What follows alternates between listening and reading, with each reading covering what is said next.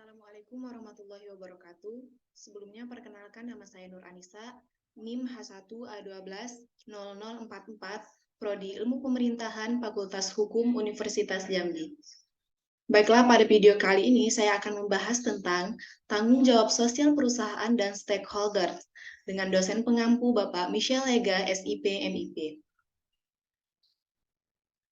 Baiklah, pada video kali ini saya akan membahas tentang topik-topik seperti jenis-jenis stakeholders serta peran dan tugas stakeholders. Nah, sebelum membahas lebih lanjut, kita akan membahas tentang background atau latar belakang. Latar belakang dari tanggung jawab sosial perusahaan atau juga dikenal dengan istilah Corporate Social Responsibility, CSR, merupakan salah satu bentuk program tanggung jawab sosial perusahaan terhadap stakeholder atau pemangku kepentingan.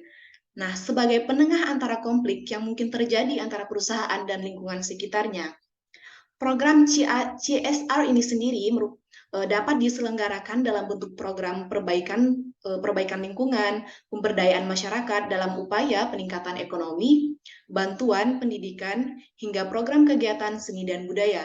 Tanggung jawab sosial dan lingkungan pada hakikatnya ada karena kepentingan-kepentingan yang melekat di dalamnya. Motivasi utama yang mendorong melaksanakan tanggung jawab sosial dan lingkungan bukan karena faktor kedermawanan, melainkan karena adanya faktor kepentingan di dalamnya seperti benefit bagi perusahaan itu sendiri.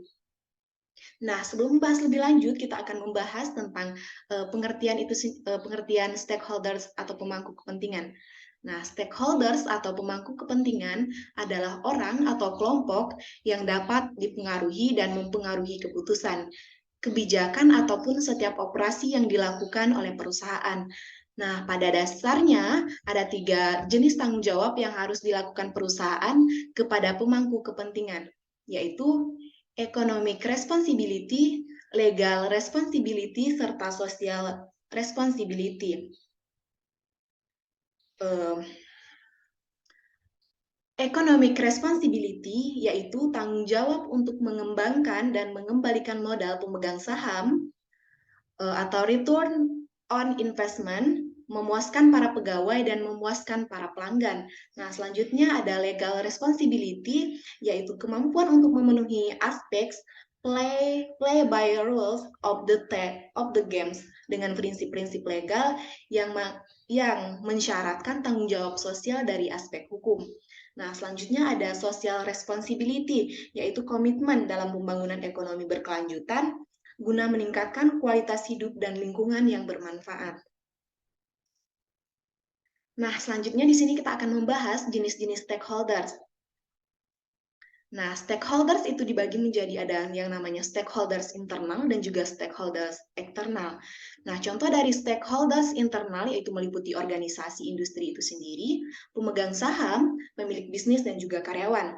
Nah, selanjutnya ada yang namanya stakeholders eksternal, yaitu meliputi konsumen, supplier, pesaing, investor, pemerintah, dan sebuah komunitas lokal dalam suatu daerah, media, dan masyarakat umum, dan lain-lain.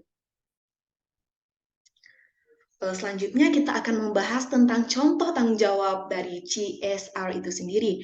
Nah, dalam menyeimbangkan peran dan hubungan antara stakeholders, maka perusahaan harus memiliki tanggung jawab sosial yang biasanya dikenal dengan istilah CSR, Corporate Social Responsibility, kepada para stakeholders-nya. Nah, jika menginginkan perusahaannya terus beroperasi dalam jangka panjang, terlebih lagi dalam hal memaksimalkan keuntungan atau benefit.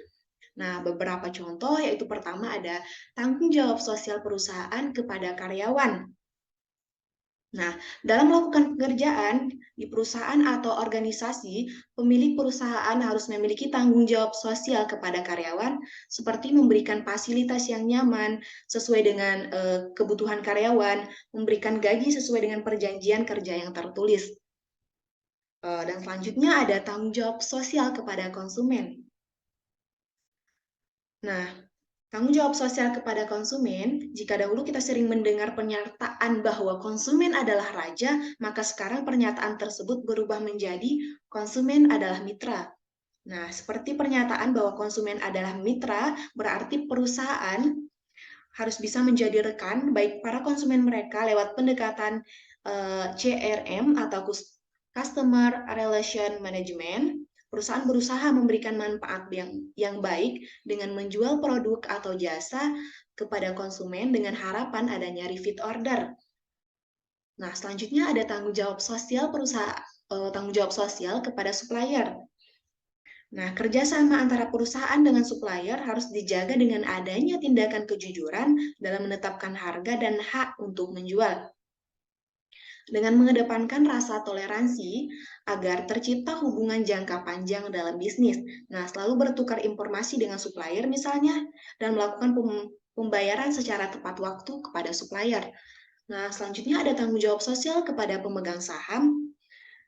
Nah, perusahaan harus melibatkan pemegang saham atau lebih dikenal dengan investor dalam pembuatan sebuah keputusan di perusahaan.